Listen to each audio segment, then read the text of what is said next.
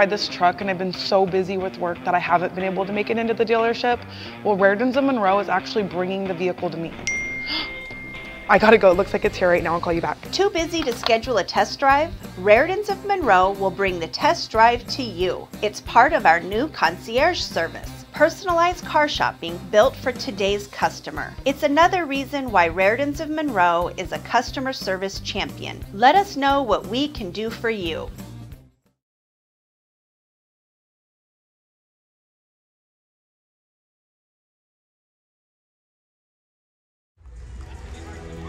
Good evening and welcome to the jungle. No, this is not an attempt at singing karaoke to a 1980s hard rock classic.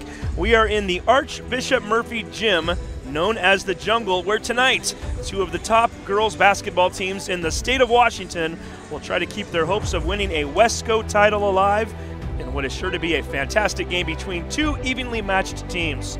The visiting team, the Shorecrest Scots, are currently riding a 10-game win streak, and they arrive at this building with an overall record of 14 wins and only 1 loss. They are 8-1 in conference play. They also have visions of contending for a state title this year, something that is not completely unfamiliar to these seniors, as the 2016 squad cut down the nets on their way to the championship just 3 years ago. And the home team, the Archbishop Murphy Wildcats, the new kids on the Wesco block, they're finding the conference very much to their liking so far. Winners of 8 of their first 9 conference games, tied in the standings with Shorecrest, and they have an overall season record of 13 wins and 2 losses. And they also do aspire to win a state championship this season after losing the title game last year at the Yakima Sundome. These two Titans have an outstanding season so far going for them, and yet only one can claim victory on this court tonight. Who will it be? We will find out shortly, as we are just about ready for tip-off. It is the Shorecrest Scots versus the Archbishop Murphy Wildcats right here on STSPN.com.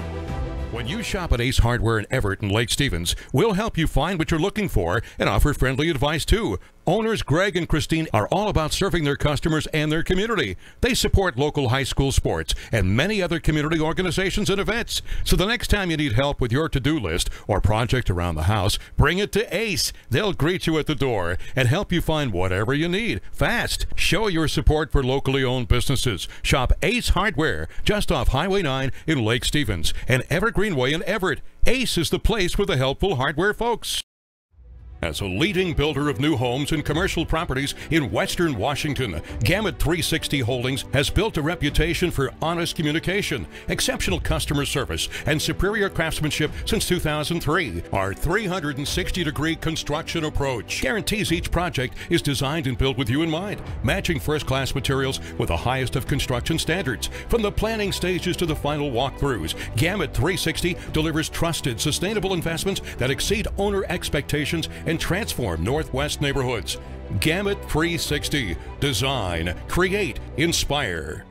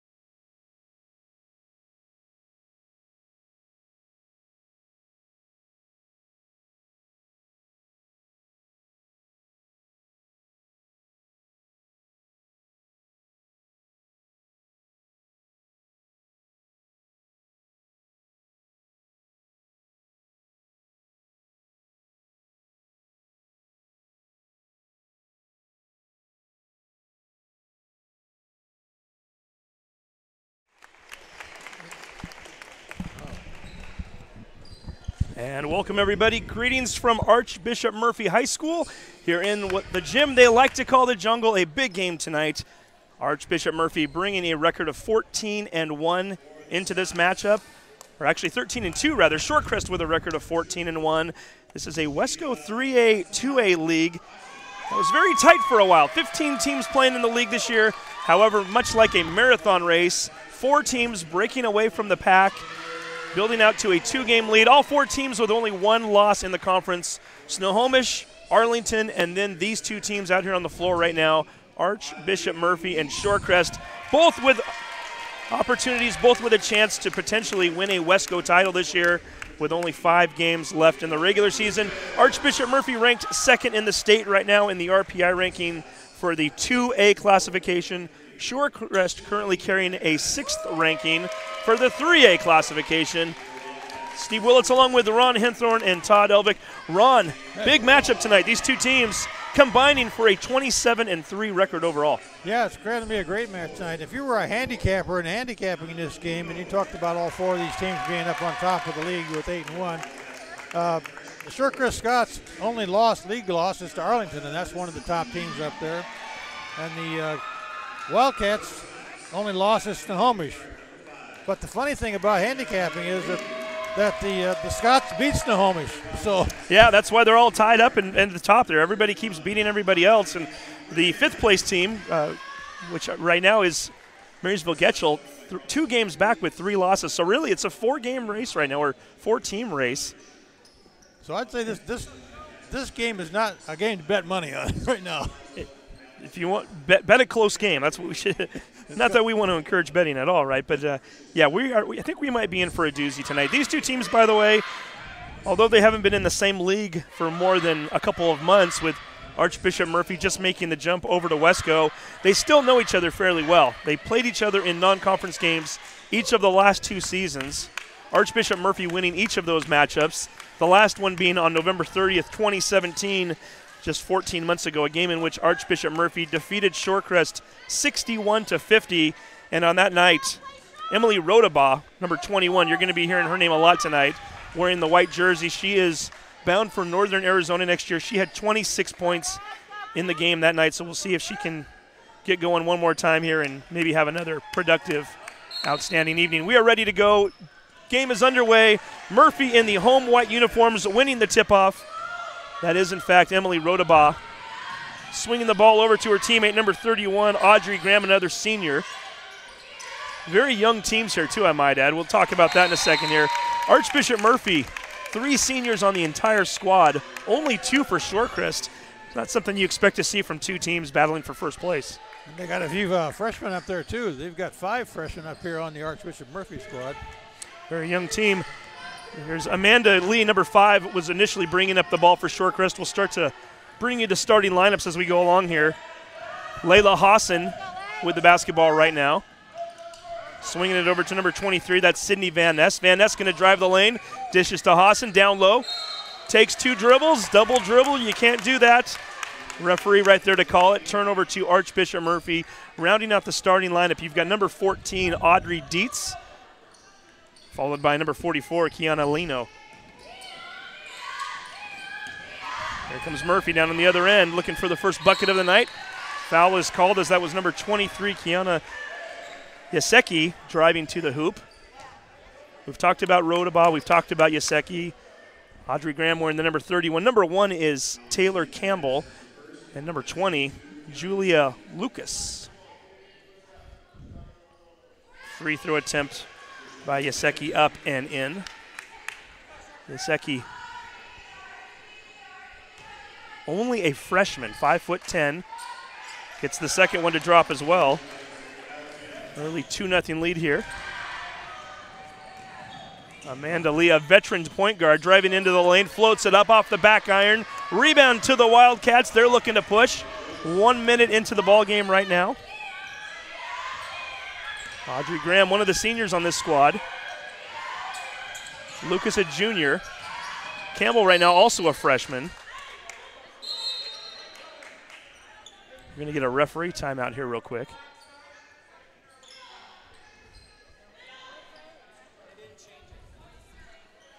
And as far as the years for the Shorecrest starting lineup, Hassan is a freshman. Lee is a junior. She's been starting off and on for the last 3 years. Dietz is a senior. Van Ness is a junior. Lino, a sophomore. Rodabaugh with her first bucket of the night. 4-0 ball game. And Ron, Archbishop Murphy, They want more. They're looking to press right away. Yeah, they're getting fast after right now, and they're not slowing down anything.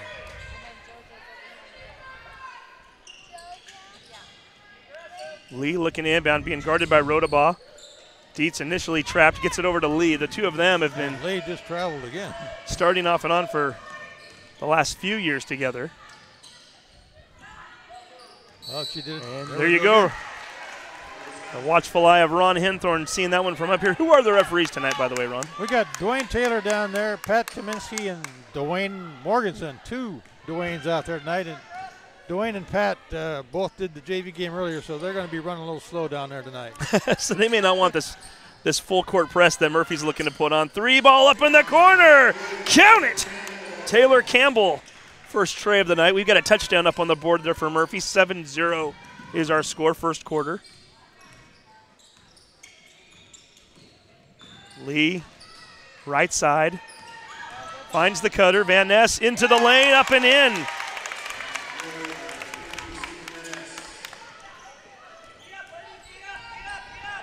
Shorecrest finally up on the board. Winners of 10 straight ball games. Only time these two teams will see each other all year. There's no chance in the playoffs. Shorecrest a 3A, Murphy a 2A. Rodabaugh long shot misses. Audrey Graham coming down with the board, and she's going to get fouled in the process.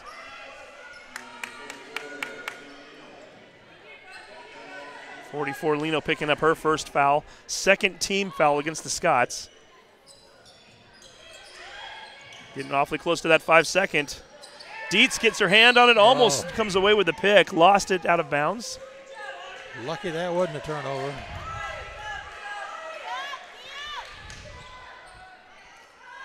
Dietz, another player we've been watching now for 4 seasons. He's a freshman the year they won that state championship. Rodabaugh with the ball over into the corner. Graham, 3, hits the side of the backboard, bounces off. Scott's looking to push. Hosen on the other side. Swinging it around. Lee up on top, being guarded by Rodabaugh. 5:17 to go here in the opening period. Hosen tumbling to the ground, no travel called. Shorecrest keeping the possession. 10 seconds left on the shot clock. Van Ness looking down low to Dietz. Ball is knocked out of her hands. Whistle is blown. Let's see what they're going to call. Well, Dietz got fouled. I'm not sure who they're going to call that on down there. Gesicki getting her first foul of the night. First team foul against the Wildcats. Dietz down low once more time. Misses the shot. Lino comes away with it, goes to the ground, loses it momentarily. Stripped by number 23, Gesicki. Pushing down to the other side, looks for the other freshman in the corner. Campbell gets picked off. Here come the Scots. Wildcats with numbers right now, however, as Amanda Lee lets them set up. Gives her offensive teammates a chance to get back down the floor and to run the offense. Van Ness right side over to Dietz. Back to Lee. A little 3-player action going right now. Finally, Hosen getting the ball out on top. Into the lane. Goes up for the shot. Partially blocked. Rodabaugh got her hand on it. Dietz comes away with it. And she gets bumped into, and it looks as though they're going to get that call on Audrey Graham, her first.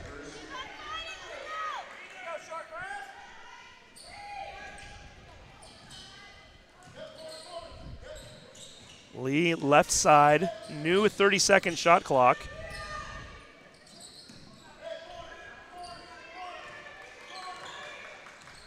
Scott's looking a little bit flustered out there right now. Can't get their plays working for them.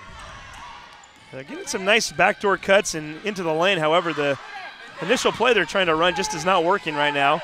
Lino over on the side, 6 seconds left on the shot clock. Good. Tiana Lino with her first bucket of the evening. Shorecrest with 4 consecutive points. Deficit now is at 3, 7-4. Campbell thought about the 3, almost shuffled her feet. Lucas down low, kicks it out into the corner. Campbell, open look, count it! Now the freshman hot early, 2 trays here in the opening quarter, 6 points, and that is our score differential right now. 10-4 into the lane on the other side. Hosen puts it up, off the backboard, misses. Shorecrest rebound. Hassan left side, almost got picked off by Campbell there. Looking down low for Dietz over the top. Nice job of getting that ball in between two defenders. Dietz couldn't quite hold on to it. Ball goes out of bounds. Murphy basketball. We're going to get our first substitution of the night. Alexa Chanpra checking into the game. Another freshman. We've seen 3 freshmen already on the floor tonight for Murphy, Ron. Yeah, well, they must deserve it. Lucas down low. Yaseki, turnaround, 10-footer, floats it into the bucket, 12-4. Murphy dominating early here, 8-point lead, 2:51 to go, opening quarter. Hassan looks to kick it out into the corner. Ball gets batted away. They'll keep it down on that end of the floor. Only taking 5 seconds off the shot clock. Well, Shorecrest Scots are just not in their rhythm yet, but there's a lot to go. We'll see it happen.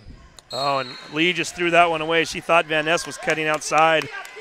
Ended up going back in. Nobody there. Ball goes out of bounds. Murphy with a chance to give themselves a double-digit lead here, first period.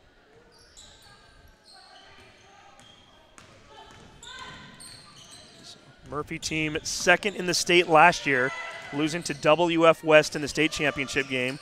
Graduated 6 seniors on that team, however, as Chanpra misses the first attempt of the night for her.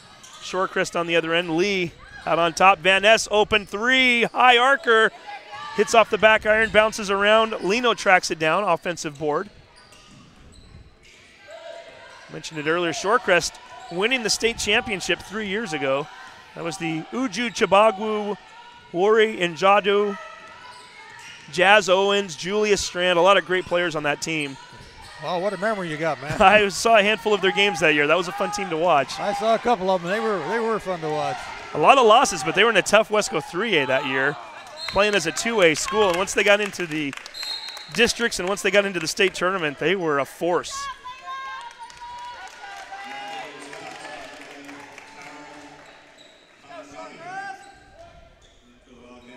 Hassan going to the bench, her first breather of the night.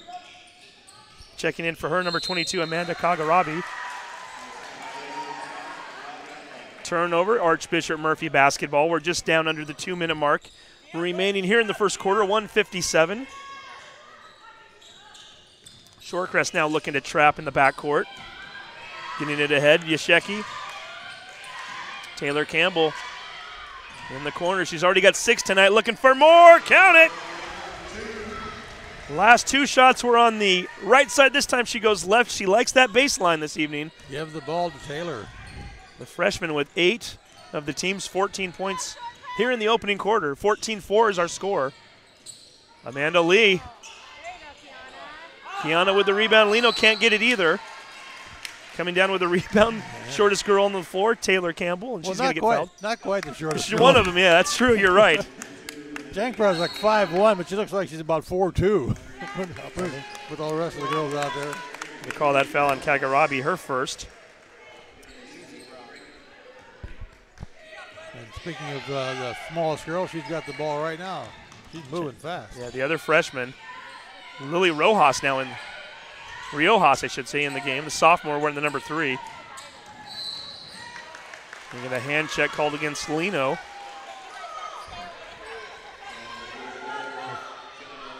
Fourth team foul on Shorecrest, but maybe more importantly right now, second team foul on Lino. I think she might be taking a break here too. Start with. Not the post player they need to lose when they're already down by 10. 1:05 to go here, opening quarter. Rodabaugh down low, goes up, draws contact. She'll hit to the line for 2.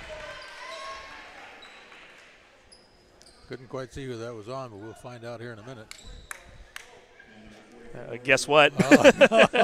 Well, Lino, foul number 3. They didn't get her out of there quick enough. I don't think we're going to see her again in the first half. That's a tough blow for the Scots right now. They did not want to get in foul trouble this early. Rodabaugh sinking the first free throw attempt, 15-4 score. Taylor Svensson checking in for the first time tonight for the Scots, number 12, 5'7" junior. Rodabaugh, nothing but net there. She now has 4 points on the evening, 16-4 score. That was a dangerous pass. Trying to take advantage of it was Riojas. Instead of getting the pick, she gets the foul. Foul on Riojas. Yep. First foul on her, only the third team foul against Murphy. All three coming from different players.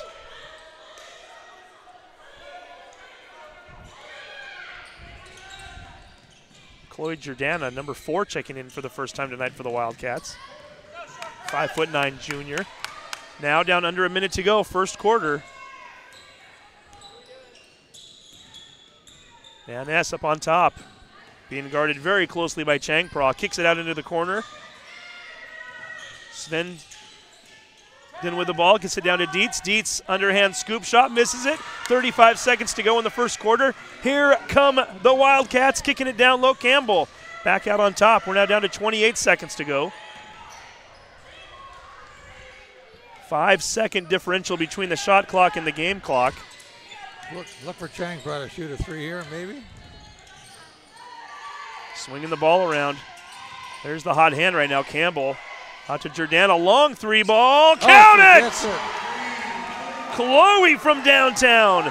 Wow. 4 seconds to go in the quarter. First quarter domination here. Dietz at the buzzer, nicely done. Countered it, yeah. Amanda Lee finding Audrey Dietz, and that is the end of the first quarter, a quarter that was owned by the Wildcats. They lead 19-6. You're watching STSPN. Did you know that Speedway Chevrolet is part of the Lee Johnson Auto family? That means 84 years of serving you the LJ way. Need a truck? We have the perfect truck to fit your needs. Half tons, 1 ton, 2-wheel drives, and 4-wheel drives. Our finance specialists are here to help you, whether you have good credit or bad credit. We're just off Highway 522 at West Main Street in Monroe. Lee Johnson Auto Family, the LJ way. McDaniel's Do-It Center is located in beautiful Snohomish, Washington. Locally owned and operated for over 40 years, they are proud to provide the Snohomish Valley with exceptional hardware, tools, lawn and garden, and sporting goods products. Their commitment to delivering legendary customer service and their outstanding employees continue to make McDaniel's the best and one of the most recognized do-it-best centers in the nation. Stop by and experience for yourself the difference between McDaniel's and the big box stores. Discover why so many people are choosing to shop at McDaniel's. And welcome back to the jungle here at Archbishop Murphy. Has not been a friendly environment so far for the visiting team, the Shorecrest Scots. They trail 19-6 heading into the second quarter. They also have the ball to start things off, looking to cut into that 13-point Wildcat lead. Amanda Lee into the corner. Audrey Dietz swings it out to Van Ness. Right side, climbs up around the rim and then falls off. Ball's batted around. They're going to say last touched by the Scots. It's going the other way, Wildcats basketball. Yeah, the Scots aren't getting any breaks here in the jungle tonight. Well, that basketball was thinking about going in. It was kind of sitting on that lip of the rim. Finally climbed over the rim. It went the right direction, just kind of took a left-hand turn. Fell off the other side of the iron. Double team down low, spin move, air ball shot up by Lucas. Scott's going down the other end of the floor right now.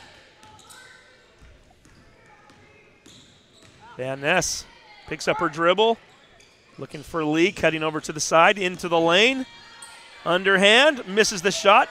Kagarabi with the rebound, back to Lee, ball almost picked off. Yaseki reading that one perfectly, just couldn't come away with it. Ball never hit the rim. We're down to 4 seconds left on the shot clock. Lee fires up a wild one, gets rim and backboard. And gets fouled.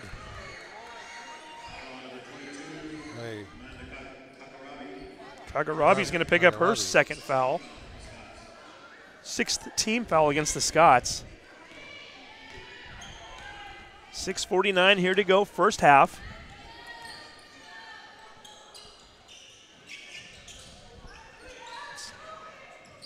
Yasaki That's going to do it. Yasaki looking for teammate Julia Lucas. Ball goes into the backcourt. Turnover to Shorecrest. Still looking for our first points here in the second quarter. Almost a minute and a half in. Lee driving to the left, kicks it out to Van Ness. They reset the offense. Little 2-3 zone being played by Murphy right now. Shorecrest, Svendon drives to the left, kicks it over to Dietz. We're now down to 8 on the shot clock. Van Ness says no need to worry about that. I'll put one up right now. Bounces off the rim a couple times, out of bounds. Wildcats last touched it. Shorecrest, however, does get a reset 30-second shot clock. Couple of subs here. Layla Hassan checking back in, as is Maura Weaver, number 13. I believe that's her first action of the night, a 5'8" junior. Listed as a center. We'll see how much she plays down low. We're going to get a 5-second violation called. Great defense by the Wildcats. Rhoda fronting her along the baseline. Her teammates doing the rest. That's 5 turnovers for the Scots tonight. That's uncanny to have those called on the baseline like that. Audrey Graham up on top. Jordana floats one into the key, gets away. Fortunately for the Wildcats, it takes a lucky bounce right back into the hands of Graham. 11 seconds to go on the shot clock. Lucas up on top. Jordana, top of the key, looking for Lucas down low. Ball gets picked off. Here come the Scots. Hassan on the other end, coast to coast, lays it up and in. Layla Hassan with the first points for either team in the second quarter. We're almost 2.5 minutes in right now, 5:29 to go.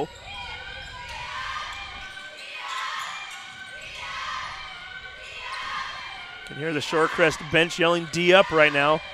They've been doing exactly that so far here in the second quarter. 0 points for Murphy here in the period. Now they just need a little more offense. Up on top, Rodabah, long three, arching. Hits the side of the rim, goes out of bounds. Shorecrest with a chance to get within single digits one more time.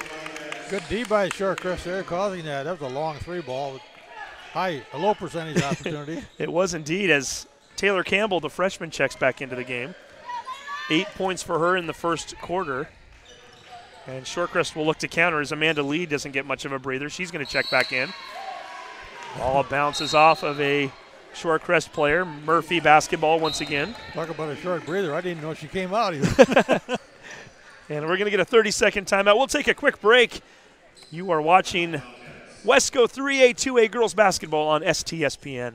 We are all frustrated with the high cost of heating and cooling our homes. At GNS, we are completely changing the way you keep your home comfortable. Because we are Snohomish County's premier Lennox dealer, we can design a perfect system for you, one that will save you a lot of money on your utility bill. The Lennox Home Comfort System creates the ideal home environment. Enjoy innovation in every season with precise, quietly efficient Lennox heat pumps that keep your life simply perfect. Call GNS Heating, Cooling, and Electric today or visit us at gsheating.com. And we're ready for more action here at the Jungle, Archbishop Murphy High School. Steve Willits along with the wedge, Ron Henthorn, the 5-tool player, Todd Elvick, and all of the folks back in the truck making things happen here tonight.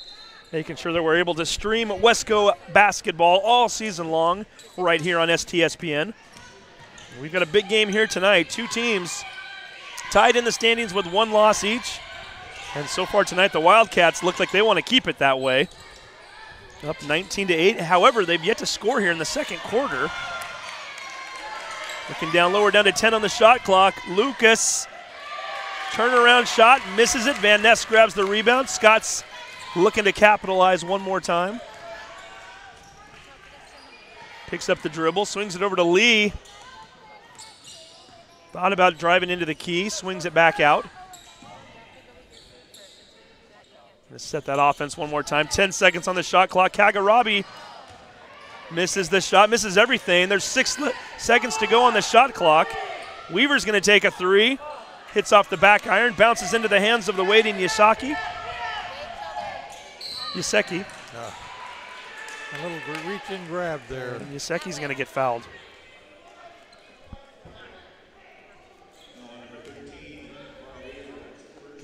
Maura Weaver picking up her first 7th team foul, putting the Wildcats into the bonus. Yaseki's going to step to the line to shoot 1 and 1. So far tonight, Archbishop Murphy 4 for 4 at the line. You jinxed her. Oh. Murphy's still looking for their first points of the quarter. That's the bad news for them. The good news, they're still up by 11. Weaver to Hassan. Well, back to Weaver. Tries to fake Lucas up into the air. Keeps the ball, drives into the lane. Dishing off, looking for Kagarabi. Throws it over her head and out of bounds. Murphy basketball.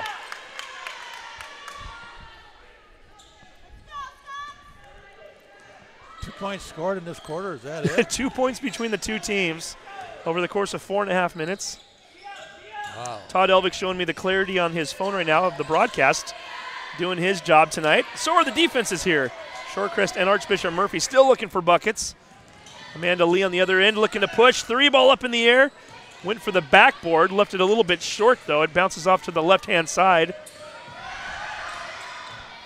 Graham getting double teamed initially. Rodabot finally comes over to help her out. Over to Yaseki, lays it up, and there you go. Murphy onto the board for the first time in the quarter. Yaseki with 2. She now has 6 for the ball game. 21-8 score.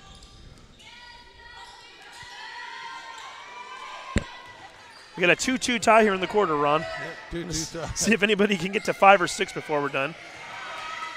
Ball is loose. Kagarabi picks it up, sees Lee down low, gets it to her. No. Contact is made. I believe they're going to say this is a non-shooting. Should be against Lucas. They'll signal that one on number 20, Lucas. You're absolutely right, her first. 4th team foul against Murphy. 4 fouls coming at the expense of 4 different players as Dietz checks back in. Kagarabi out, taking a breather.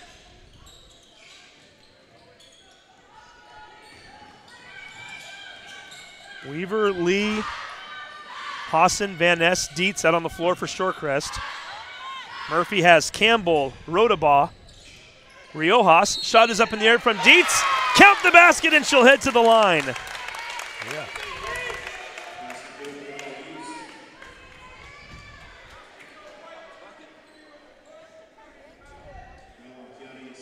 Yaseki picking up her second foul.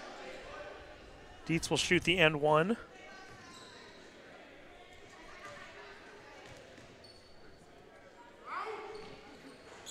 Bounces around and then bounces out. Couldn't quite convert. Dietz, the first player for Shorecrest with 2 buckets tonight. 21-10 score. And Yaseki just dribbled that one right out of bounds. Looked to cut, the ball didn't come with her. Stays behind, hits that line. Shorecrest basketball as Julia Lucas looks to check back in. The turnovers are catching up with the Wildcats here. They're back up to 4 or 5 right now. And 2:10 to go, first quarter. oh, And they're going to get Campbell for a reach in. Fortunately for them, they did have one to give.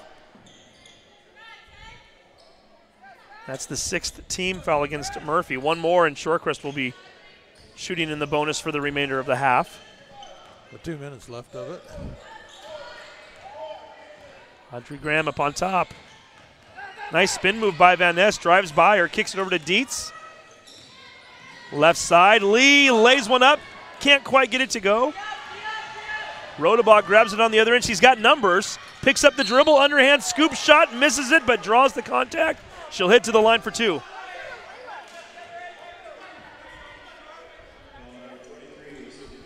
That was an aggressive move by her.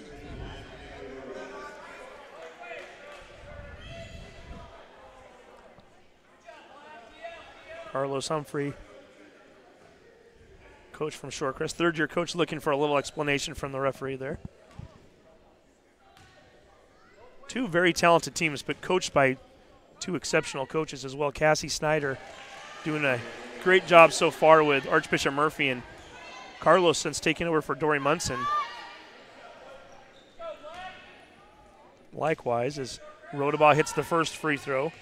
3 for 3 on the night from the charity stripe for her. Make that 4 for 4. She now has 6 on the evening. It didn't jinx her, good guy. Yeah. If you're a good enough shooter, the jinx doesn't always work anyway. No, no. And she's a pretty darn good one. She's not only made 4 free throws, they've been I don't even think she's hit rim yet on any of her shots. Campbell getting a little aggressive there, and that's going to put Shorecrest into the bonus. Campbell's going to take a seat here, I guess. Yeah, her second foul. Gives Jengbrock's chance back into the game. The 5'1" freshman. Putting a 5'5" freshman at the line. Layla Hassan hits the first 23-11 score.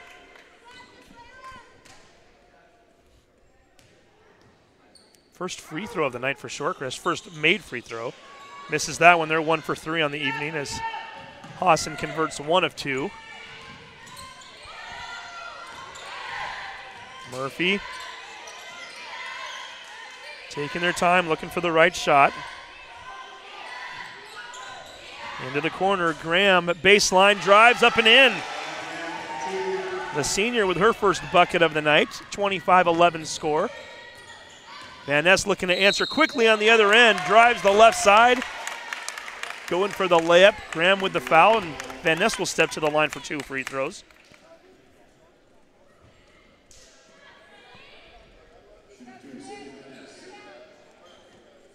Well, it's a very defensive game, and the fouls are starting to show up on that. Each team with 8 fouls here in the first half. First free throw up and in for Van Ness. Get a substitution here is Tori Campbell, another one of the Archbishop Murphy seniors, one of only 3, one of the captains. She checks in for her first action of the night. Van Ness's second free throw up and in. Tori with the ball, getting guarded by Lee, swings it over to Rodabaugh.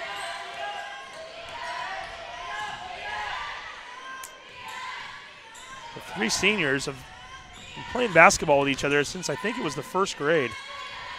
Everett Harold doing a really nice podcast interview with all 3 of them earlier, or I guess it was late last week. So Rodabaugh's going to draw contact. Yeah, they got 3 people to choose from on that foul.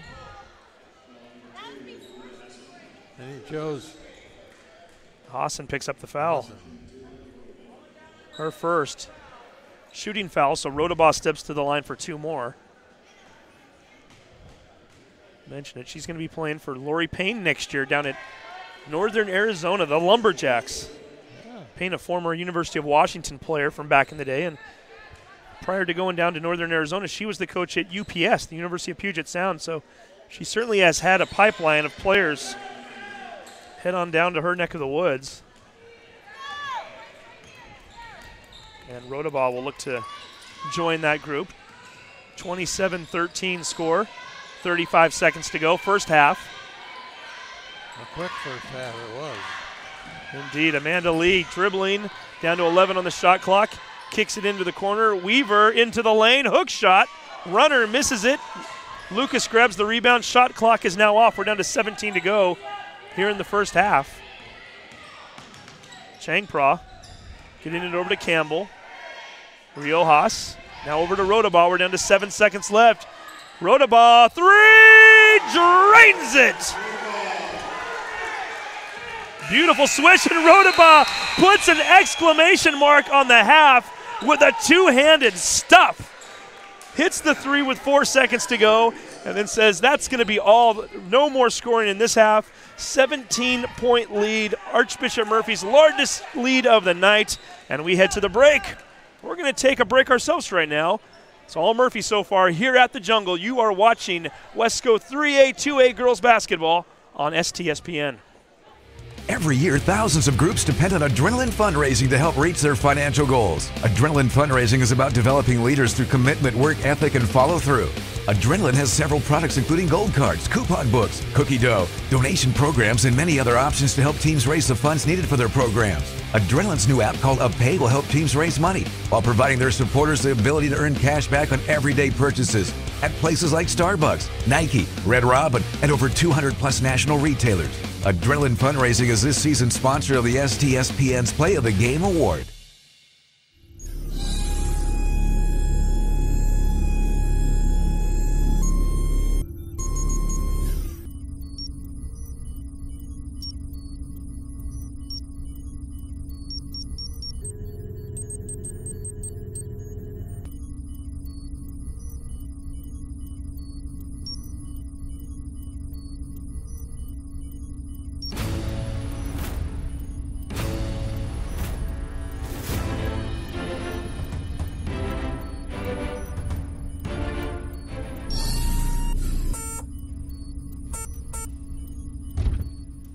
McDaniel's Do It Center is located in beautiful Snohomish, Washington. Locally owned and operated for over 40 years, they are proud to provide the Snohomish Valley with exceptional hardware, tools, lawn and garden, and sporting goods products. Their commitment to delivering legendary customer service and their outstanding employees continue to make McDaniel's the best and one of the most recognized Do It Best centers in the nation. Stop by and experience for yourself the difference between McDaniel's and the big box stores. Discover why so many people are choosing to shop at McDaniel's. You know how I've been wanting to buy this truck and I've been so busy with work that I haven't been able to make it into the dealership? Well, Rairdens of Monroe is actually bringing the vehicle to me. I gotta go, it looks like it's here right now, I'll call you back. Too busy to schedule a test drive? Rairdens of Monroe will bring the test drive to you. It's part of our new concierge service. Personalized car shopping built for today's customer. It's another reason why Rairdens of Monroe is a customer service champion. Let us know what we can do for you. When you shop at Ace Hardware in Everett and Lake Stevens, we'll help you find what you're looking for and offer friendly advice too. Owners Greg and Christine are all about serving their customers and their community. They support local high school sports and many other community organizations and events. So the next time you need help with your to-do list or project around the house, bring it to Ace. They'll greet you at the door and help you find whatever you need fast. Show your support for locally owned businesses. Shop Ace Hardware just off Highway 9 in Lake Stevens and Everett Greenway in Everett. Ace is the place for the helpful hardware folks. As records tumbled and enemies cried, came the birth of a legend. But we did not sleep. We did not rest. With knowledge gained and lessons learned, a legend was born to search and destroy.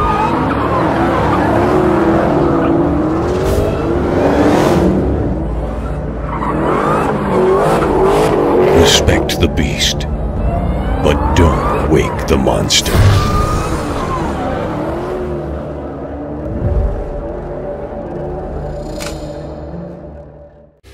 Every year, thousands of groups depend on Adrenaline fundraising to help reach their financial goals. Adrenaline fundraising is about developing leaders through commitment, work ethic, and follow through. Adrenaline has several products including gold cards, coupon books, cookie dough, donation programs, and many other options to help teams raise the funds needed for their programs. Adrenaline's new app called UpPay will help teams raise money while providing their supporters the ability to earn cash back on everyday purchases at places like Starbucks, Nike, Red Robin, and over 200 plus national retailers. Adrenaline Fundraising is this season's sponsor of the STSPN's Play of the Game Award. We are all frustrated with the high cost of heating and cooling our homes. At GNS, we are completely changing the way you keep your home comfortable. Because we are Snohomish County's premier Lennox dealer, we can design a perfect system for you, one that will save you a lot of money on your utility bill. The Lennox Home Comfort System creates the ideal home environment. Enjoy innovation in every season with precise, quietly efficient Lennox heat pumps that keep your life simply perfect. Call GNS Heating, Cooling, and Electric today or visit us at gsheating.com.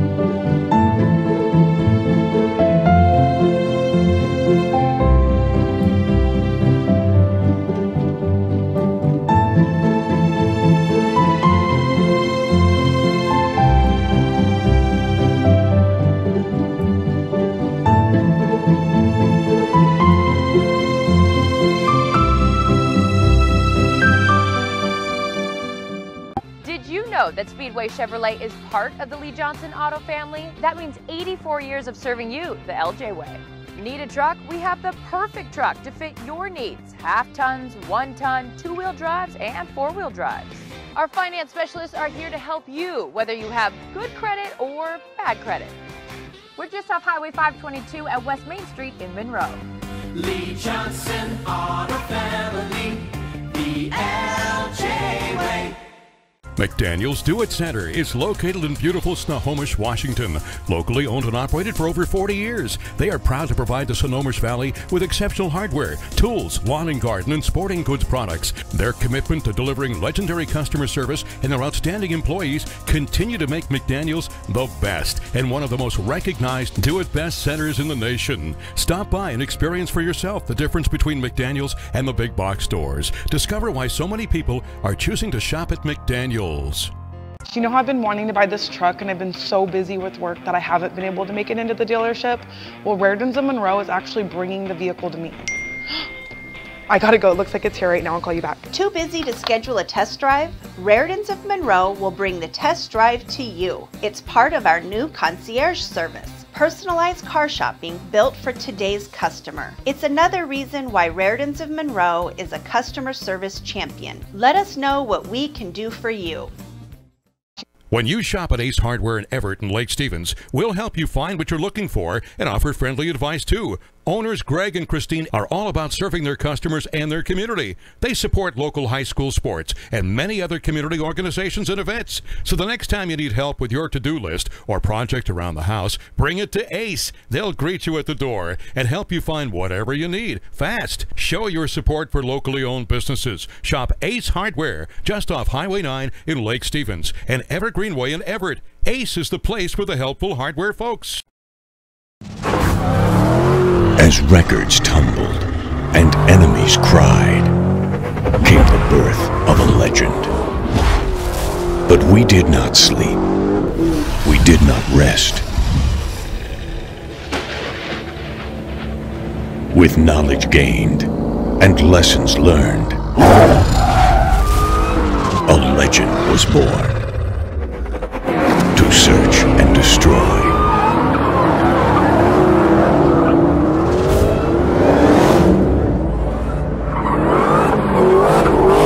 Respect the beast, but don't wake the monster.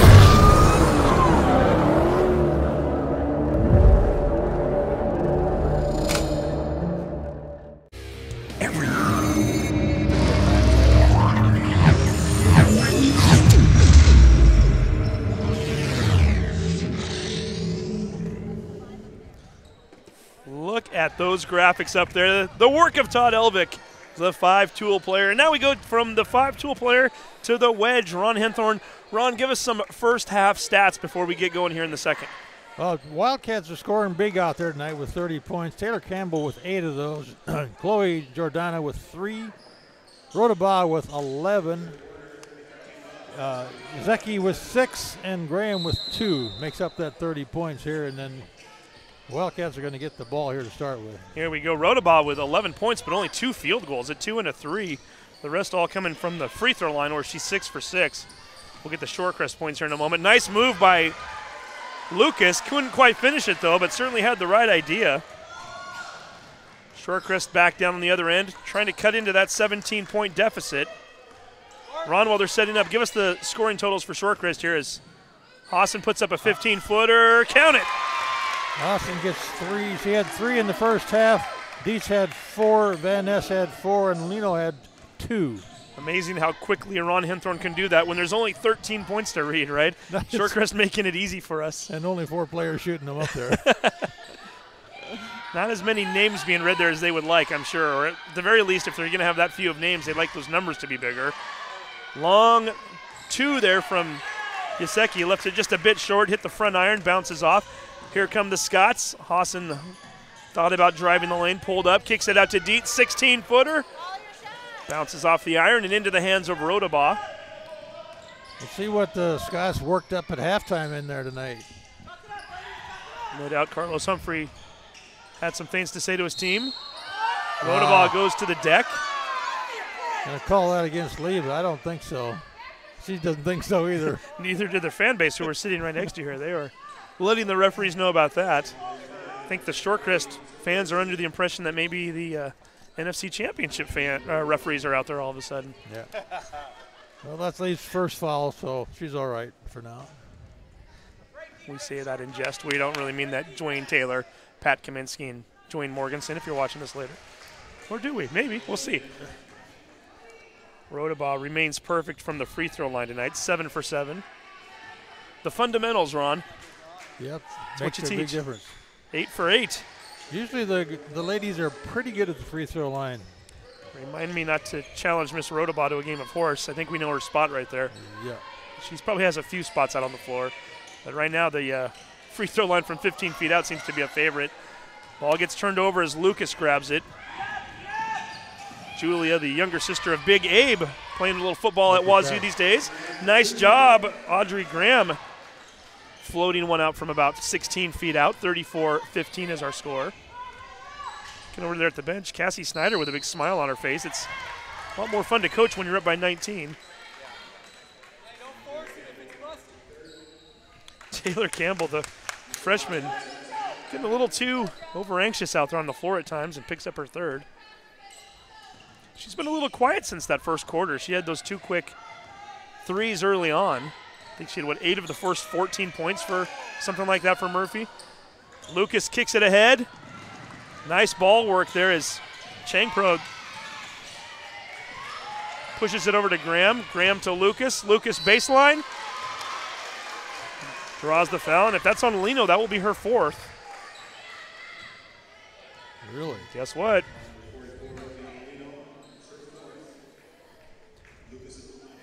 Lucas will step to the line looking for her first points of the night.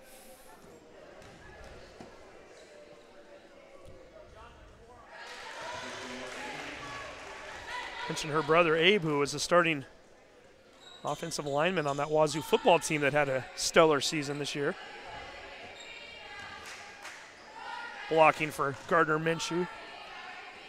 The fabulous mustache all season long. Lucas drains both free throws, 36-15 score.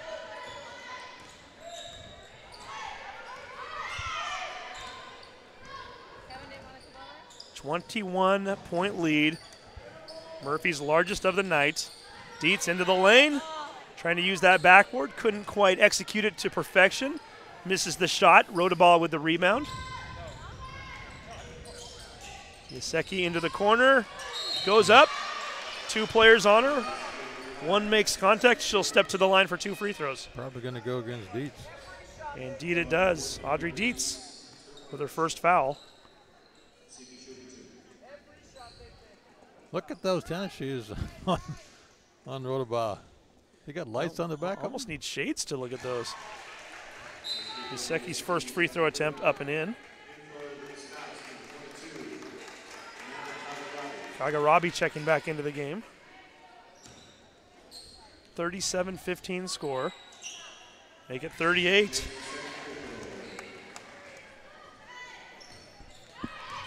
See if Shorecrest can get something going here. Lee drives the lane, kicks it out to Dietz. I'm afraid if this game doesn't start changing, Ron, as Lee puts up a shot. Right corner gets it to fall, long 2. Her first points of the night. I'm afraid if this game doesn't start changing, Todd Elvick may never speak to me again. I was the one that talked him into changing this game about 2 days ago, saying it was going to be a really close game tonight. Well, it is a close game. It just the score is a little offside. Yeah, both teams making a liar out of me thus far. Let's see if we can reel it back in a little bit. Rodabaugh. Ball gets away. Amanda Lee with the pick. 3-on-1. Had Van Ness decides to go herself and gets fouled.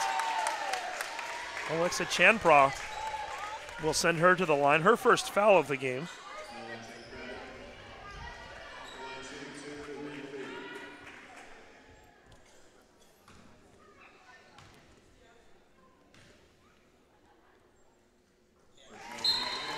She hits the first free throw. Speaking of brothers, her brother Chris was a fantastic player here at Shorecrest as well. Amanda's brother? Leading them to the Tacoma Dome. This was, what, 2 years ago now? Time flies if you're not checking. Shot is up and in.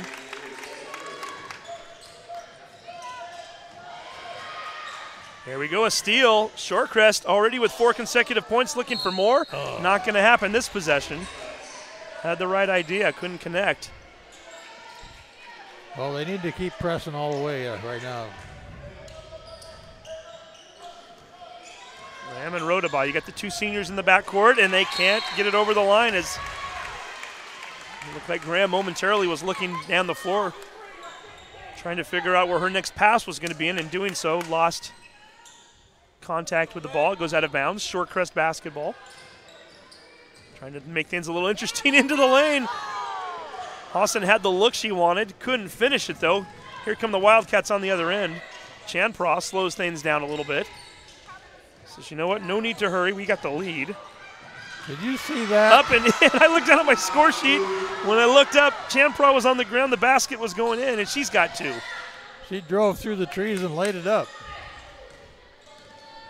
40-19. Van Ness, shot, count it, and she'll go to the line.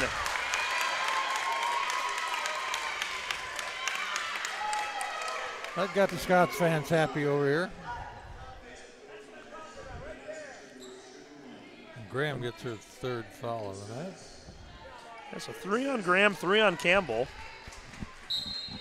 Not really a big problem right now. Yeah, not as of yet. 19-point lead, you can afford a little bit of that, and certainly some depth on the bench as well as Kiana They're going to give Graham a checks break back anyway. into the game again.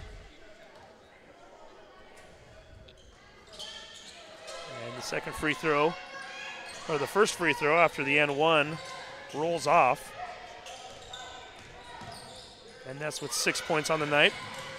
More backcourt pressure as Murphy this time able to break it. Yaseki up the floor. Rodabaugh comes on over and gets it, guarded by Lee. Chanpra, 15-footer, uses the backboard, misses it. Rodabaugh, offensive board, right back up, draws contact, she'll hit to the line. Yep.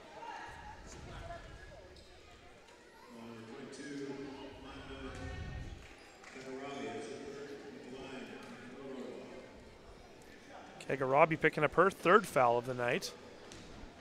Rodabaugh already 8 for 8 from the free throw line tonight. Make that 9 for 9. But she'd be a heck of a pop-a-shot player, too. Just rapid firing those basketballs. Nice touch. She's probably the first one to leave the gym after practice because she makes her 10 free throws right away. Well, she's made 10 tonight. There we go again as 4 for 4 in this quarter. 4 for 4 in the second quarter, 2 for 2 in the first. Lee going all the way. Rodabaugh has her get by her, then tries to make up for it. Big smile on her face as she picks up her first foul.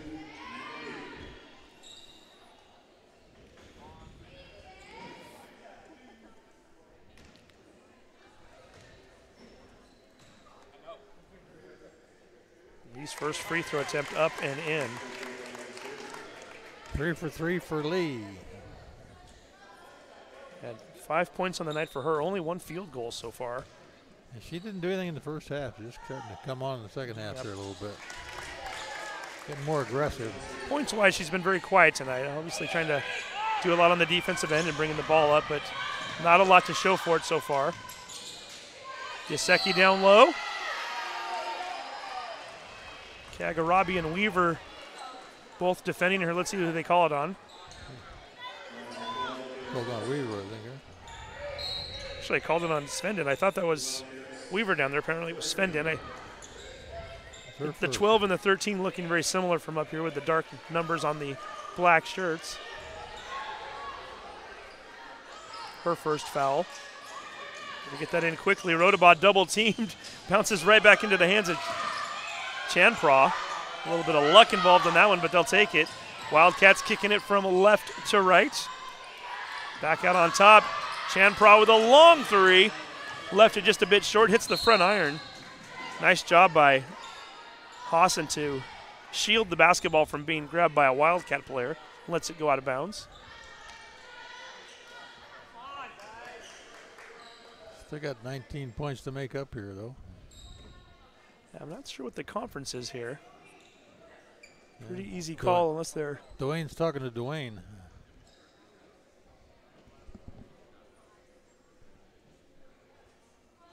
Ball definitely hit the rim, not touched by anybody.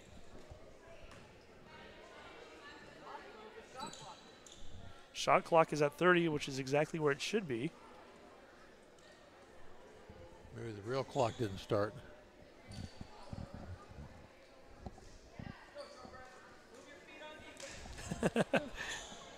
Shorecrest says, well, you know what, if you're going to give me this much time, I'm going to get a substitution in as they send Audrey Dietz back in. Oh, they did change the game clock. Apparently it had not been running. It's now sitting at 3:02. It was at around 3:18 or so, I think, when I last looked. That's the only thing it could have been. Murphy's okay with that. You want to take 16 extra seconds off the clock. 19-point lead. They'll gladly accept that. Svendin down low. Taylor Svendin with the shot, misses it, but gets sent to the line.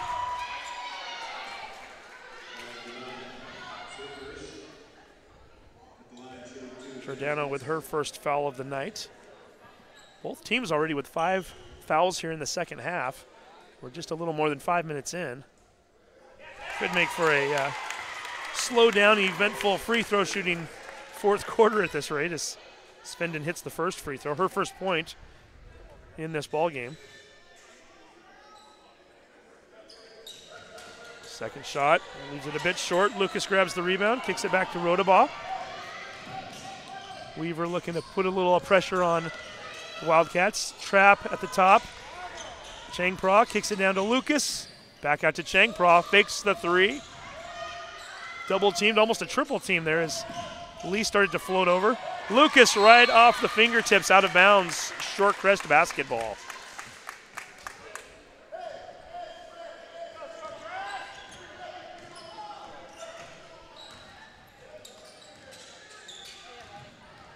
Shorecrest down by 18. I think all 5 players have touched the ball in this possession. Lee, long three. A little bit of a flat shot, hits the back iron and then kind of rolls off to the left. Murphy coming away with it. Timeout, Wildcats.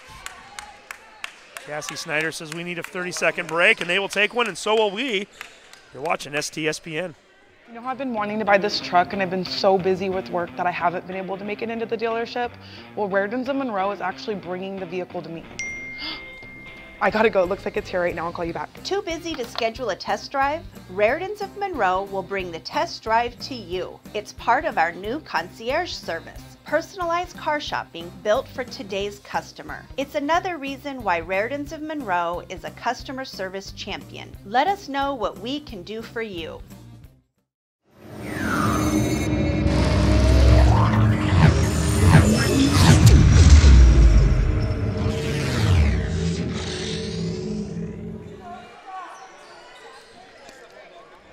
.210 left here in the third quarter. Archbishop Murphy leading Shorecrest 42-24. Wildcats still with 24 seconds remaining on the shot clock. You're just tuning in. Murphy jumping out to a 19-6 first quarter lead. They've kind of kept the lead in the 10-20 range really ever since. Shorecrest at times threatening to get it to single digits, but haven't been able to do so. Shot was missed. 30-13 was our score at halftime. 1:42 to go here in the third quarter. Hawson misses the shot. Murphy with the rebound. They've got numbers 2-on-1. Chanpra fakes the pass, takes it herself, misses it. Rodabaugh with the offensive board, lays it up and in. Rodabaugh with only her third field goal of the night. Well, she's too good from the free throw line. She doesn't need field goals. 10 for 10 from the free throw line. Who needs to shoot the 2s and 3s, right? Yeah. 3 ball up in the air by Weaver, misses it. Rodabaugh comes away with another board. Quadruple team this time and gets fouled. I think by one of those 3. Take your pick on that one, huh? Emily kind of grabbing her wrist there, rubbing out the arm, and she seems to be fine. Number 2. Hawson with her sixth team foul, so one more and Murphy goes into the bonus. 20-point lead right now. Rodabaugh out on the wing. Finds Giordano down on the baseline, kicks it back out. They're going to say she stepped on the line. Turns it over to Shorecrest. And Sid Van Ness is going to check back into the game. So the Wildcats have caught up with the Scots in the turnover column now. Now unofficially they each have about 9, so that's not making a difference in the game. So far no good in terms of Shorecrest's productivity and how they're concerned about that. We'll see if maybe that can change here eventually. Van Ness with a long 3, hits it. Sydney Van Ness now with 9 points here in the game. 44-27 score, 34 seconds left in the third quarter. Champraw kicks it over to the corner. Giordana, slow it down, put it back out on top. Oh, that's a travel. Changpra in the corner, misses it, ball bounces around. 2-on-1, Van Ness up ahead to Dietz, lays it up and in. Audrey with 6 points on the night. A big 5-point swing right there. We need 3 more of those to catch up. They're down by 15. We're down to 7 left in the third quarter. And that's exactly what you did not want right there. 5 seconds left in the quarter in the backcourt, and you're going to put the Wildcats on the line.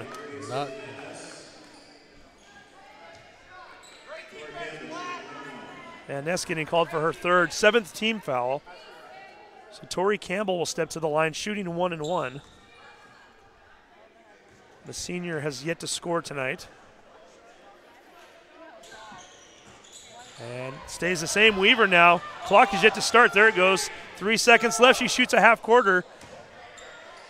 And they're just going to let it run out. We've come to the end of the third. A half quarter? Is that like 12 and a half cents? Yeah, I guess so. Nice little 5-0 run by Shorecrest at the very end there.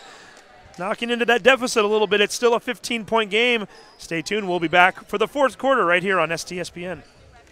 Every year, thousands of groups depend on Adrenaline Fundraising to help reach their financial goals. Adrenaline Fundraising is about developing leaders through commitment, work ethic, and follow-through. Adrenaline has several products including gold cards, coupon books, cookie dough, donation programs, and many other options to help teams raise the funds needed for their programs. Adrenaline's new app called UpPay will help teams raise money while providing their supporters the ability to earn cash back on everyday purchases at places like Starbucks, Nike, Red Robin, and over 200+ national retailers. Adrenaline Fundraising is this season's sponsor of the STSPN's Play of the Game Award. As a leading builder of new homes and commercial properties in Western Washington, Gamut 360 Holdings has built a reputation for honest communication, exceptional customer service, and superior craftsmanship since 2003. Our 360-degree construction approach guarantees each project is designed and built with you in mind, matching first-class materials with the highest of construction standards. From the planning stages to the final walkthroughs, Gamut 360 delivers trusted, sustainable investments that exceed owner expectations and transform Northwest neighborhoods. Gamut 360. Design, create, inspire. And welcome back to the jungle here at Archbishop Murphy. Fourth quarter underway. Shorecrest ending the third on a 5-0 run. They need more right now. They're down by 15. This could be another 3. Sydney Van Ness. She hit a 3 with about a minute to go in the third. She puts another one, an 8-0 run, and all of a sudden, Ron, we have a 12-point game. Yeah. Scots also won that third period by 16 to 14. Well, they're going to need to win it by more this time around. So they need to pick up more than 2 points each quarter. Well, that 3 certainly goes a long way to help. That's Campbell, and there's a travel. Yeah. We might have ourselves a game here in a moment. Wildcats getting a little flustered out there with the sudden rush by the Scots here. So see if they can't get another jump here. Shorecrest trailed by as many as 21. Down low, they're going to say no basket. Dietz shuffled her feet and traveled. I don't know if I like that. Call it both ways. Hear the parents yelling. Dietz didn't like it either. No, they're going to have a conference over here with Pat. And he's going to talk. Yeah. Oh, Pat says just calm down. Can't change the call. No. I don't know. They did? Oh, yeah, they did. They called a technical foul on Shorecrest, one of the assistant coaches. Yeah.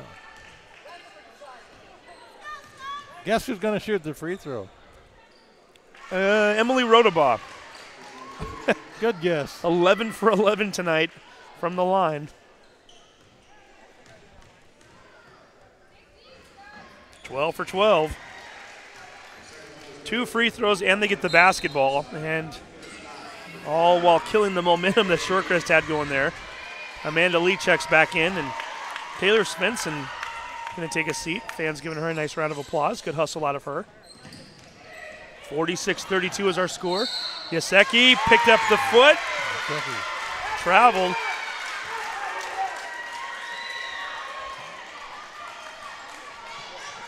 .07 left on the clock. 14-point game. And Ness, watch for her out on the right corner there. Lee with the three.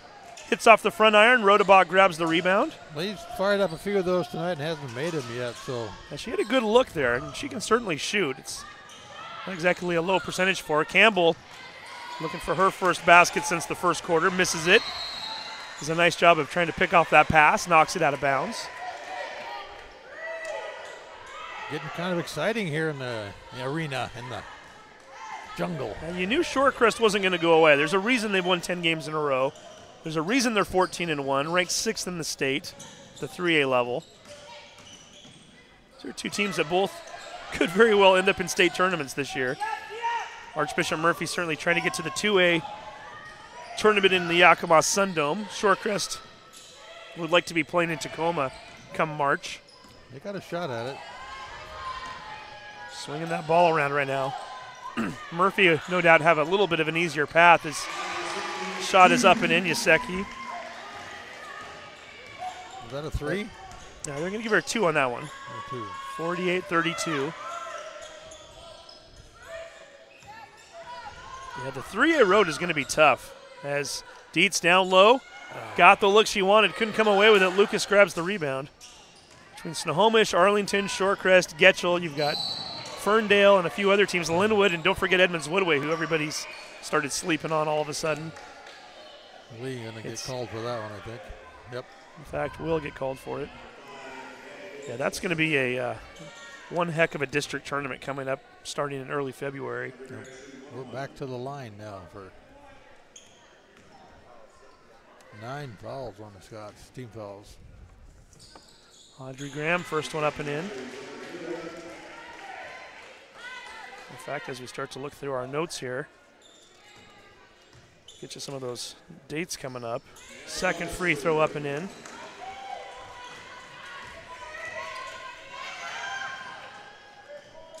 Lead back up to 18 points.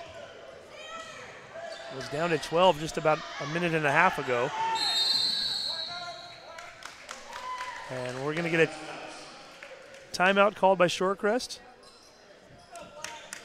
Wow. Yet to see if it's a I'm not sure what he called. I guess he did call timeout. he was Carlos Humphrey was looking at the ref like, it's a full timeout, so we'll take a break. You're watching STSPN. When you shop at Ace Hardware in Everett and Lake Stevens, we'll help you find what you're looking for and offer friendly advice too. Owners Greg and Christine are all about serving their customers and their community. They support local high school sports and many other community organizations and events. So the next time you need help with your to-do list or project around the house, bring it to Ace. They'll greet you at the door and help you find whatever you need fast. Show your support for locally owned businesses. Shop Ace Hardware just off Highway 9 in Lake Stevens and Everett Greenway in Everett. Ace is the place with the helpful hardware folks. You know that test drive I've been trying to get to? You're not going to believe this, but Raritan's of Monroe just delivered it to my work. I gotta go. Too busy to schedule a test drive? Raritan's of Monroe will bring the test drive to you. It's part of our new concierge service.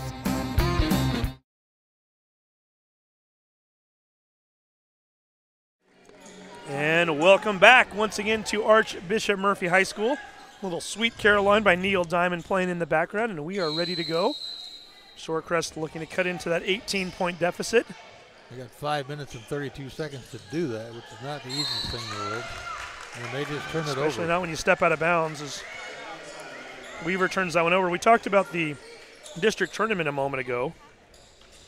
That tournament will start, by the way, technically on February 7th as Yaseki looking for Lucas cutting along the right side. Threw it by her.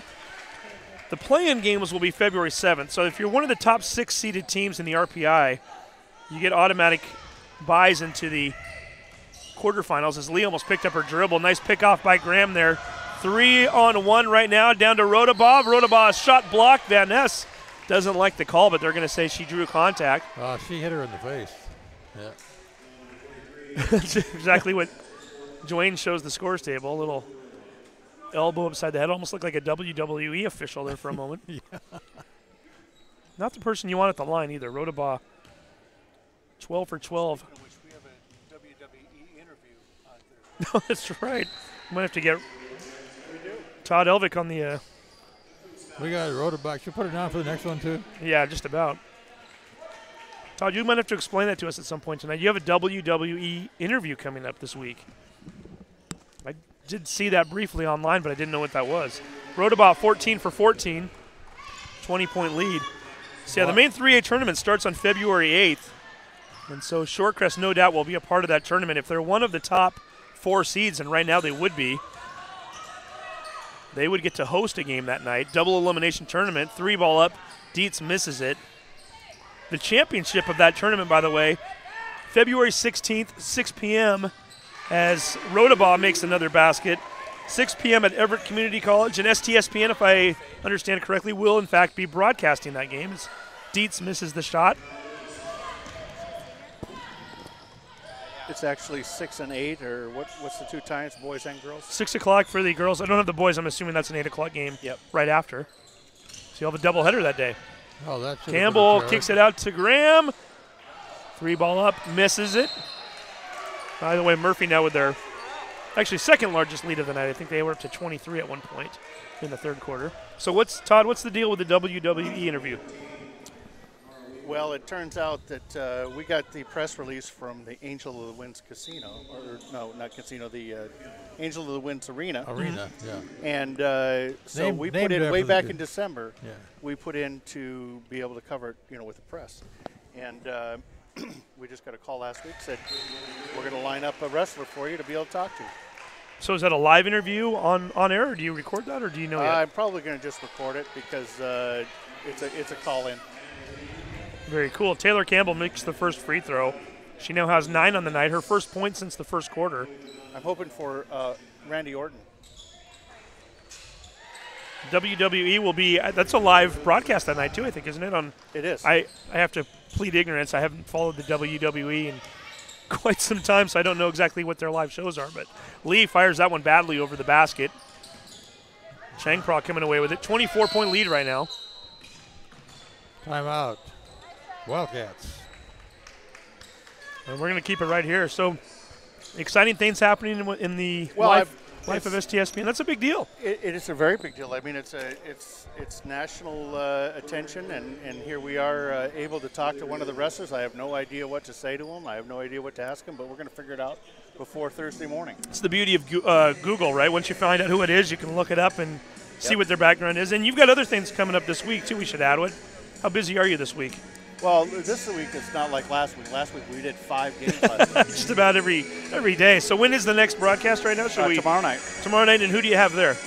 Jackson, somebody, I think. Lake Stevens Glacier Peak boys, it looks like, unless you've changed it. Yep. Yeah, that's going to be over at GP. Then Friday you've got Monroe Jackson boys from Jackson. That sounds right. Okay. Wesco 4A, you never know what you're going to get in that league. Peak and Jackson are certainly the 2 teams that are atop the standings right now. But that'll be a good game because Jackson just won that game by a hair at Jackson last week. Yeah, Glacier Peak Jackson aren't playing until next week. But the game's coming up this week. I mean, I was just going to say, when Monroe and Lake Stevens, they're 2 teams that are capable of pulling off upsets. It wouldn't be the shocker of the year or unheard of if they were able to do something, as we're now at the 4:02 mark here. And Van Ness with the steal. Drives hard to the left, misses the shot. Rodabaugh, we're not keeping boards up here, but she's got to be into double figures at this point. And she gets fouled. She'll head to the line. Shorecrest already with 10 fouls this half, so Murphy's going to shoot double bonus the rest of the way. Yeah, unfortunately, the Scots are going to fight hard to get the ball, and they're going to foul trying to do that. So it's going to be back and forth the line here, I think. That foul was against Weaver, huh? We may have a surprise for everybody for the Jackson Glacier Peak game. Oh, really?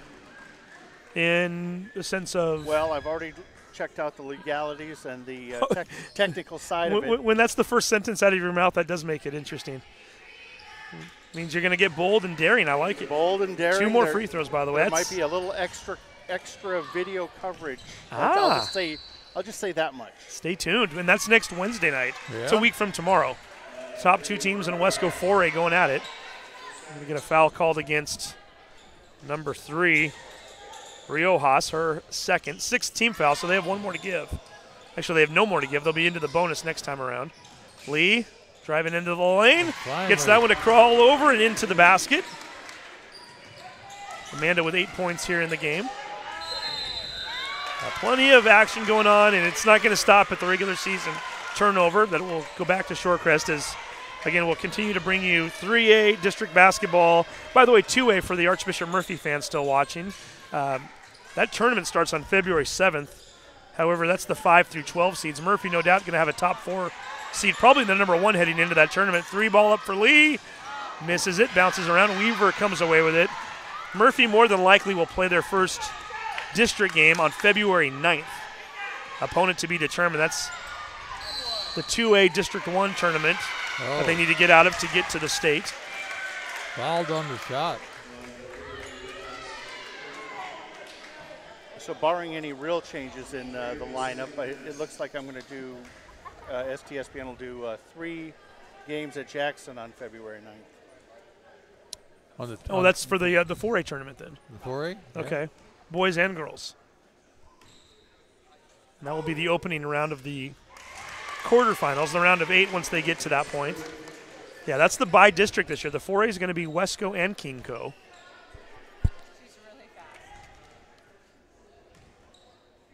Van Ness hits the first free throw.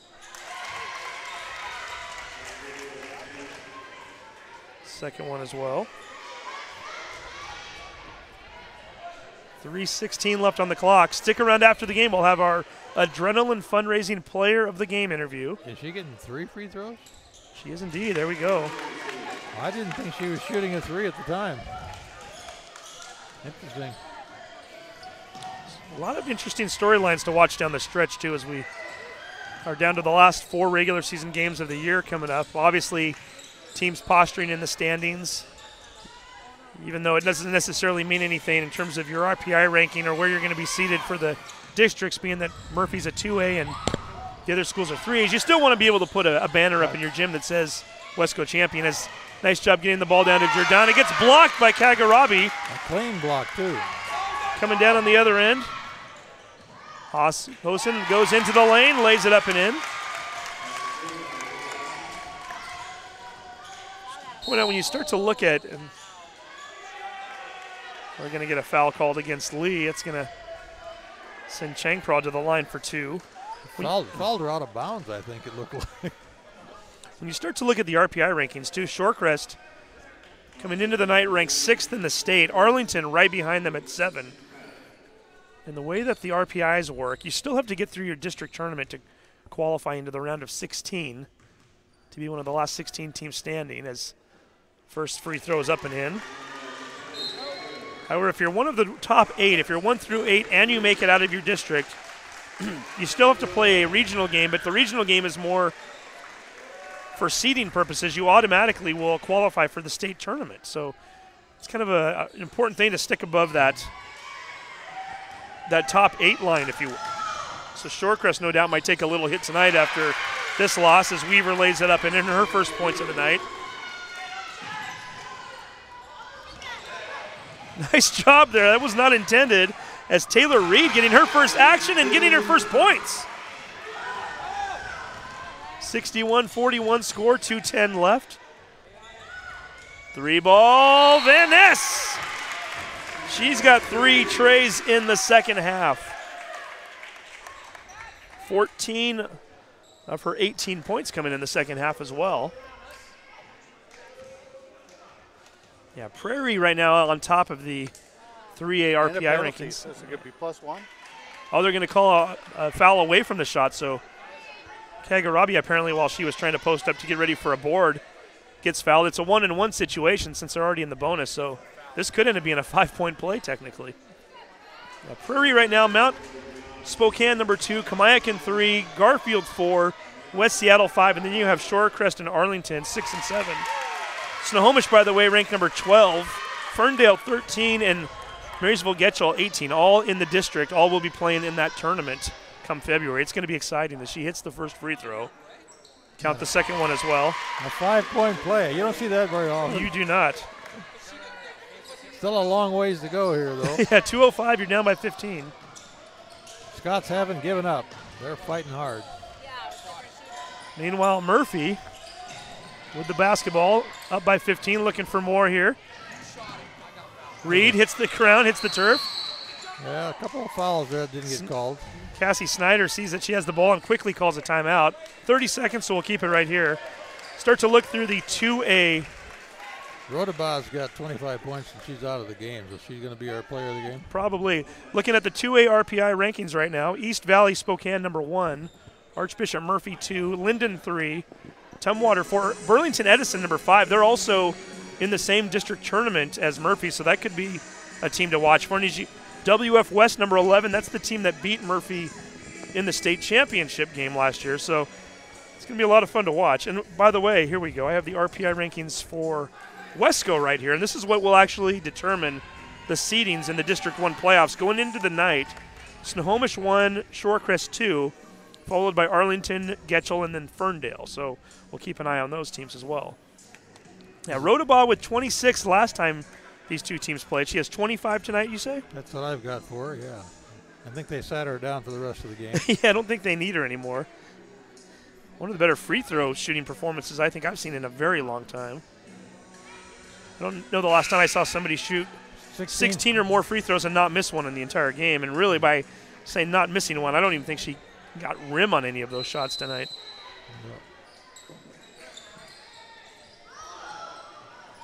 She deserved player of the game just for shooting free throws with nothing else. Yeah, Rodabaugh no doubt will be our player of the game tonight. Reed puts up another shot and misses it. Kagarabi coming down on the other end. She got fouled. She gets fouled. She'll go to the line for a 1-and-1. Shorecrest not giving up here. Not yet.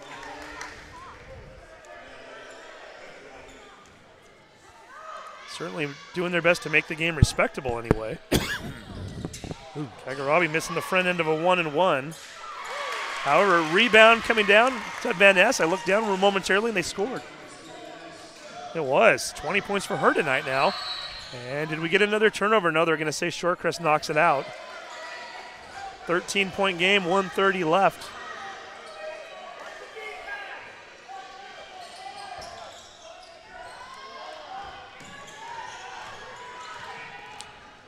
Weaver doing a nice job of putting a little pressure on Changpra. Yeah, definitely has handles there. Yeah, Kagarabi gets her hand on it almost with the steal, knocks it out of bounds instead.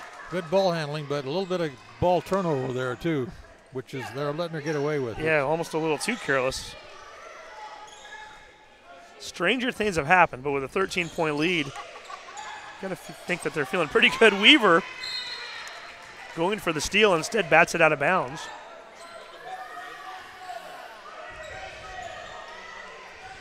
Two teams we're going to hear a lot from down the stretch, and two teams I think are going to be here to stay for the next, at least next year too, with all these underclassmen out there on the floor tonight. Ball stolen away by Van Ness. Into the lane, puts it up. She'll go to the line for 2 more free throws. The Scots don't know what the score is. They think they're going to win. Good for them. They're going to play right to the very end. Yep, they are. And that's with 11 points already here in the quarter. And that was the 5th foul on yeah. Riojas as she's out of the game for the night. Free throw up and in.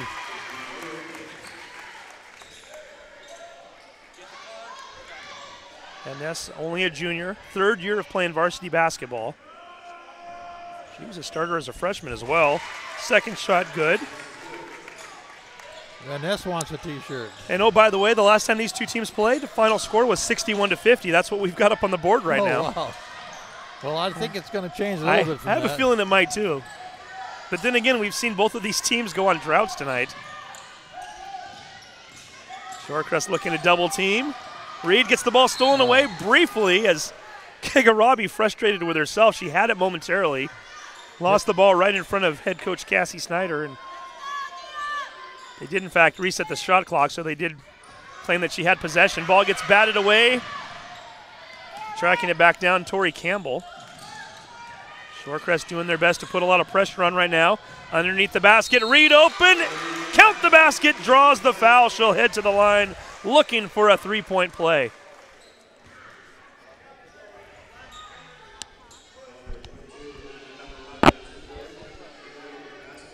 And if the game wasn't already iced, I think that will do it. 13-point lead, 45 seconds left. Taylor Reed looking to make it a 14-point game and does. 64-50, Amanda Lee, easy layup.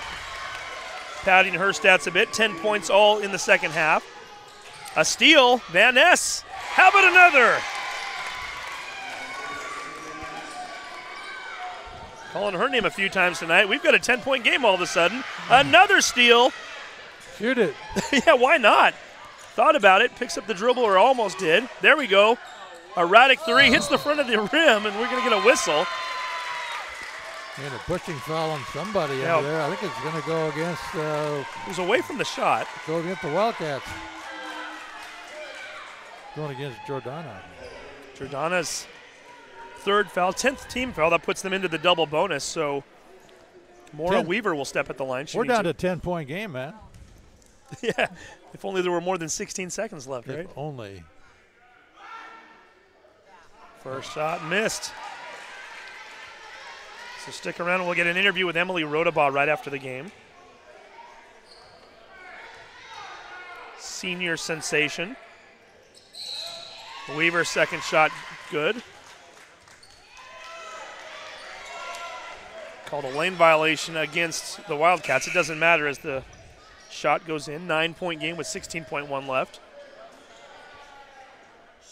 No shot. No basket. Oh, they called a lane violation on Shorecrest then. So still 10-point lead, 16 seconds. All I got to do is get the ball in bounds here somewhere. And they did finally.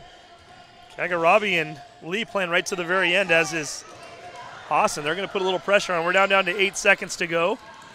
No fouls, right? Let's see if we can get this one over. Hassan double teamed. Ball gets knocked out of bounds. 2.8 left. Hassan knocked it off her leg to get it out of bounds. She was in trouble, double teamed there. But she's behind two brick walls. Little 5'1" just figured out how to get out of there. Murphy's record about to go to 14-2 on the year.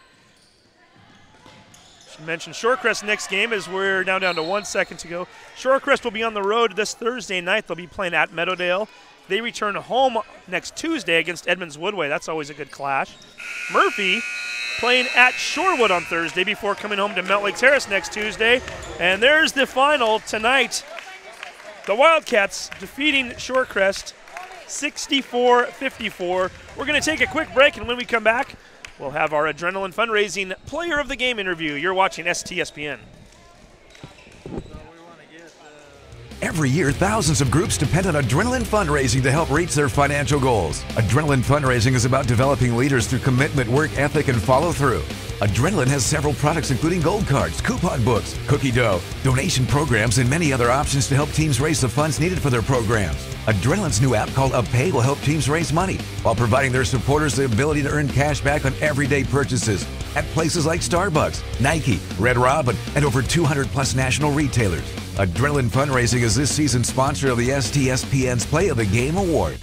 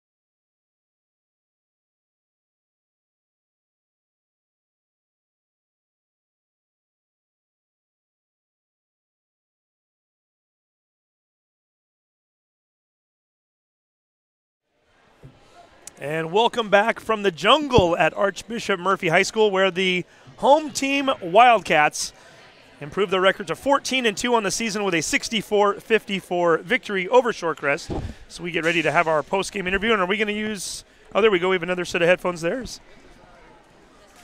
Emily Rodabaugh with an outstanding performance tonight, 25 points, most of which came at the free throw line tonight. Oh, yeah. Emily, we have to ask you, I don't know if you're even aware of this right now, 16 for 16 tonight from the free throw line. You didn't miss one. I knew it was a lot. I didn't realize it was 16. And unofficially, I have you down as having hit the rim 0 times. It might be off there a little bit, but there might have been one. Yeah, there was one, and it wasn't very many. Talk about free throw shooting a little bit, and it's kind of a lost art these days. You don't see as many young players practicing it. The fundamentals seem to get lost, especially in the day and age of Steph Curry. Talk about how important free throw shooting is to your game. I obviously play a pretty physical style, so it's really important for me to be able to hit when I'm going to the line because, I mean, if I'm going to get bodied the way I do, I got to make up for it somehow. Like, I gotta get my points where I can. So we practice them a lot in practice. We make sure that we go live, so we're shooting when we're tired, which is really big. When I'm working out with my trainer, Cartier, he runs the heck out of me, and then he's like, all right, 10 in a row. And I got to shoot till I make 10 in a row. So obviously I'm going to get a lot more reps that way. And I don't know, I'm a perfectionist, so I don't like to miss those. There's nobody playing defense. Well, and speaking of perfecting, your team almost had a perfect first quarter, 19-6 run on a very good Shorecrest team. You do have a little bit of a luxury in that you've played this team each of the last 2 years, even though it was non-conference. How did that help tonight in having some familiarity? Because I know this is a Scots team that also has a lot of experience. These are girls that have played varsity for a few years. I think the biggest thing was knowing that they were going to come out and press us, and they were going to try to make us play fast, turn the ball over. So for the 3 seniors, the 3 senior captains, it was really big that we knew that, and we were able to kind of tell the younger girls, like, hey, this is exactly what's going to happen, so when it happens, don't be surprised. So I think that really helps us out a lot is that, like, our senior leaders know we've played most of the teams in 2A, so we know, like, what's going to happen, and so just being able to tell them. Well, and what a difference a year makes for you. Last year, you were usually on the floor with 4 seniors. You were the youngster out there. Yeah. we were looking out there at times tonight with 3 freshmen on the floor. How unusual has that been for you, and what's the transition been like? It is really weird, especially because the group that we had last year, we'd played together for as long as I'd been there. The previous year, we hadn't lost anyone. We returned all our main players. So this year, it was a huge transition, and especially not really knowing any of the girls that were coming in. I wasn't familiar with them, didn't know their playing style. So Fall League, we really had to push to, like, get bonded, and our first game against Linden Christian was kind of the reality check that everybody needed, and it was like, hey, like, if we're not going to play together, we're not going to be able to compete with tough teams. So I think that was the biggest turning point for us. And then obviously getting into the tougher half of our schedule this season, everybody kind of realized, like, hey, if we play together, like, we can play with whoever we want to play with. You're kind of taking a leadership role out there then tonight. Yeah, absolutely. Well, that was the other question I was going to ask you too, because not only are you now the veteran player out there with a lot of new faces, new league as well. And we mentioned again, this is a team you already knew a little bit, but a league that you really didn't. What were the expectations coming into the year? Did you and your teammates talk about it? Did you expect to be 14-2, 16 games in? We definitely knew coming in that not a lot of the teams in this conference were excited to see us here. We had a really hard time finding a league to play in, and so when we found out we were playing Wesco, a lot of us were excited. We knew some of the girls in the league. We knew it was competitive, and we wanted to come in and make a statement. I personally, if I'm being so honest with you, I did not expect us to be doing as well as we are. I mean, coming in, just being a super young team, new conference, I thought this year would kind of be a transition year compared to, like, last year when we got second at state. But, I mean, I think we've surprised a lot of people. I think we've surprised ourselves, and it shows just how high our ceiling is. And it's really exciting to see the young girls doing so well and knowing that, like, the next few years is all in their hands. And so I think leaving, it'll be in good hands. So you're looking forward to some more playoff games this year, but where are you going after you get out of this basketball?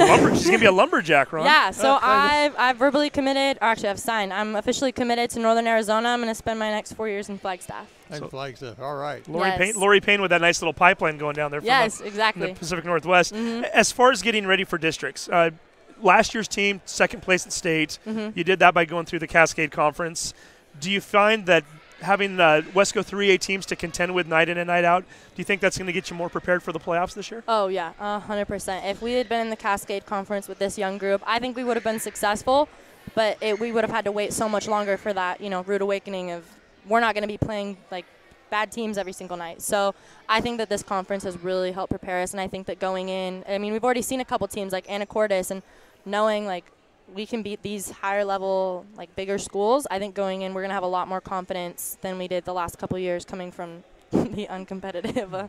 And I won't ask you to tell me which team was better by any means, but compare and contrast a little bit this year's team to last year's team in terms of style for those who haven't maybe seen Murphy play it this year in person, who are getting ready to watch in districts for the first time in 12 months. What is the difference between this year's team versus last year's team? Or is there one? I mean, that's tough. I think the biggest difference, though, would be last year's team. We were more of a run and gun team. We were able to push the ball up the floor. We had a ton of chemistry. We knew where everybody was going to be. We could throw it up. We knew somebody was going to be there to get it. We didn't really have to execute as much in a half court, but with this group being so young, they're still trying to adjust. They're playing a little bit too fast at times, and so we've really had to focus on, like, when we get the ball in half court, we have to slow down. So I think that's the biggest difference. We're a lot more focused on execution and all that. And it seems to be working. My final question for you, are you having fun this year? I am, yeah. I am. It looks like it. Yeah. Well, again, 14-2 on the year, Ron. 14-2, yeah. I think we'll go ahead and let her go. Is this Mom coming over here, by the way, for a photo opportunity? I think so, yeah. So Mom coming over to get a photo of you on the air. We do owe you a shirt, by the way. We don't have it with us, but you. That's okay. You are the Adrenaline Fundraising Player of the Game tonight, Thank and rightfully so. 25 points. Mom's ready to get a picture at the very least. So, and we're hoping this is not the last time you're talking to the media, as, again, you're the sky's the limit for this team right now. And absolutely. Certainly you've got a few more games coming up. Do you guys do a little scoreboard watching at this point, by the way? And if so, are you watching more for Wesco teams, or are you starting to watch the RPI a little bit at this point? We definitely, I think all year we've been way more focused on the teams that we know we're going to see after conference. I mean, obviously, with the league right now being super, super close as to who's going to win it, what that, like, ending up. I know there's a lot of one-loss teams right now, so seeing how that's going to end up, we've kind of been looking at that. But I think we're definitely a lot more focused on RPI and who we're going to be seeing after, because that's, I mean, at the end of the day, that's what this league is supposed to prepare us for. So, well, again, Emily, 25 points tonight, and I can't say it enough, 16 for 16 at the free throw line. A huge game for you and a huge win for your teammates tonight. Yeah. Congratulations and best of luck this season. Thank you so much. Thank you, guys. Right. Thanks, Em. So we're going to let Emily Rodabaugh take off right now. Again, big night for her, huge victory for the Wildcats, keeping their standing in Wesco and also solidifying that number 2 ranking right now in the RPI. Ron, this is an impressive ball club. It was an impressive ball club and a great team to watch. And the game turned out a little closer at the end than I thought it was going to be, but definitely dominated by the Wildcats tonight here.